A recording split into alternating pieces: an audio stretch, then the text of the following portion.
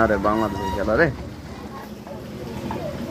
বাংলাদেশের খেলা দেখিয়া মনে করেন যে সকল দর্শক পাবলিকের মনের আশা মিথ্যা, মনে করুন যে 0-1 হাটে আলিছি খেলা দেখা 0-1 বুঝছেন। আমরা যারা কালকে খেলা দেখছিলাম বাংলাদেশ আর হচ্ছে শ্রীলঙ্কা, আমাদের মনের হাউস তারা এত সুন্দরভাবে জাগিয়েছে।